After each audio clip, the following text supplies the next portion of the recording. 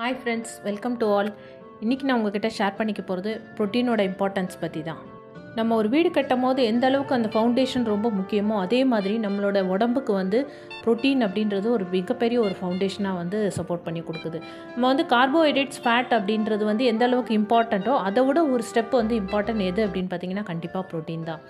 இந்த ப்ரோட்டீன் பார்த்தீங்க அப்படின்னா குழந்தைங்களோட உடல் வளர்ச்சிக்கும் மூளை வளர்ச்சிக்கும் ரொம்பவே சப்போர்ட்டிவாக இருக்குது.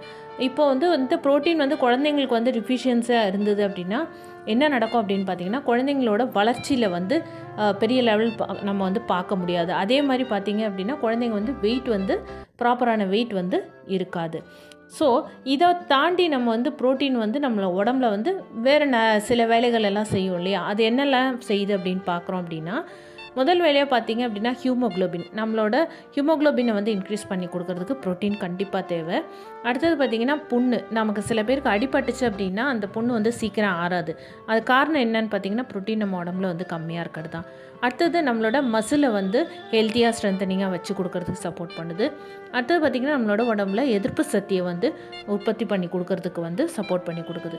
1 கிலோ பாடி வெயிட்டுக்கு 1 கிராம் ஆஃப் ப்ரோட்டீன் நம்ம கம்பல்சரி கன்சியூம் பண்ணணும். ப்ரோட்டீன் ரிச் ஃபுட்ஸ் நம்ம நேச்சுரலாக எப்படி எடுக்கலாம் அப்படின்றது பார்ப்போம். ஃபஸ்ட்டு எதுலலாம் ப்ரோட்டீன் அதிகமாக இருக்குது அப்படின்னா தானிய வகைகள், நம்ம எல்லா வகையான தானியத்துலேயுமே ப்ரோட்டீன் அதிகமாக இருக்குது.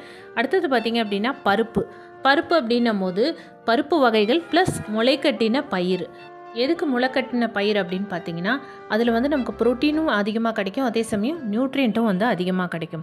நான்வெஜ் அப்படின்னு எடுத்துக்கிட்டோம் அப்படின்னா தோல் நீக்கிய சிக்கன் ப்ரோட்டீன் ரிச்சாக இருக்கும். அடுத்தது பார்த்திங்கன்னா மில்க் ரிலேட்டட் ப்ராடக்ட்ஸ் எல்லாமே ப்ரோட்டீன் ரிச்சு. அடுத்தது பார்த்திங்கன்னா ஃபிஷ்ஷு, எக்கோட ஒயிட் ப்ரோட்டீன் ரிச்சாக இருக்கும்.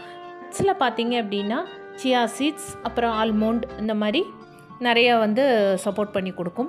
ஸோ டெய்லி இதை நம்ம இன்டேக் எடுக்கும் போது கண்டிப்பாக நம்மளோட ப்ரோட்டீன் லெவலை நம்ம நல்லா வச்சுக்கிறதுக்கு சப்போர்ட் பண்ணி கொடுக்கும். Thank you friends.